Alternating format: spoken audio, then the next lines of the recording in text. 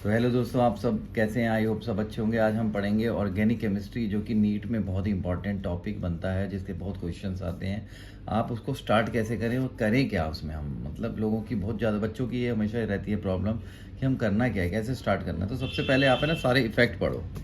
IPC naming तो कर लोगे आप, लेकिन मेनली चीज़ है आप सारे इफेक्ट पढ़ो, जैसे कि इंडक्टिव इफेक्ट। अब इंडक्टिव इफेक्ट तो पता ही है आपको कि क्या होता है इंडक्टिव इफेक्ट। इंडक्टिव इफेक्ट का मतलब होता है जैसे कि आपके कार्बन ये है और ये आपका CH3 है और यहाँ Cl जुड़ा हुआ है, तो ये इलेक्ट्रॉन रिलीज करेंगे।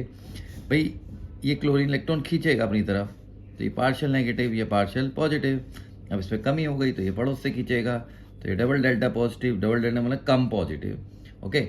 और ये ट्रिपल डेल्टा, ऐसे चलता जाएगा ये इफेक्ट। ऑटोमेटिकली इफेक्ट इलेक्ट्रॉन यहाँ से रिलीज हुए हैं, तो this is plus I effect है इसका, और इसका है माइनस आई इफेक्ट। तो आपको ये भी पता चल गया कि हाँ चलो ये हो गया कि प्लस आई, तो पूरी चेन चार्ज अप हो गई, परमानेंट चार्जिंग हो गई पूरी चेन में।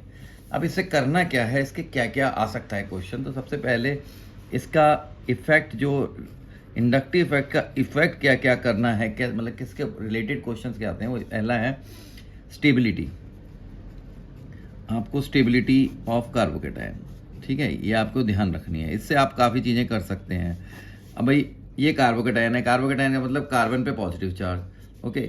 तो अगर आपका कोई एल्काइल ग्रुप है, दिस इज एल्काइल ग्रुप, ये भी एल्काइल ग्रुप ही था, आर एल्काइल ग्रुप, तो यहाँ एच मान लो यहाँ है, तो आर का काम है इलेक्ट्रॉन देना प्लस आई इफेक्ट। अगर ये इलेक्ट्रॉन रिलीज करके यहाँ पे देगा तो इस पॉजिटिव चार्ज को खत्म कर देगा, कम कर देगा, बिल्कुल खत्म तो नहीं करेगा, सॉरी, कम कर देगा।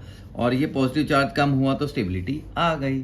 तो अगर यहाँ ये यानी कि प्राइमरी था, अगर यहाँ दो ग्रुप होंगे जैसे कि ये है और यहाँ पॉजिटिव चार्ज, तो ये दो रिलीजिंग ग्रुप है, तो और पॉजिटिव चार्ज कम हो जाएगा, डबल नीचे पॉजिटिव चार्ज कम होगा तो और स्टेबिलिटी, तो सेकेंडरी में और ज़्यादा स्टेबल। और टर्शरी की बात करें तो उसमें तो 3 होते हैं, ठीक है ना, तो 3 तो बिल्कुल ही पॉजिटिव चार्ज को बिल्कुल ही खत्म कर देंगे, पॉजिटिव चार्ज को, तो और स्टेबल, तो टर्शरी ज़्यादा स्टेबल, फिर सेकेंडरी, फिर प्राइमरी। तो स्टेबिलिटी बता देता है आपको।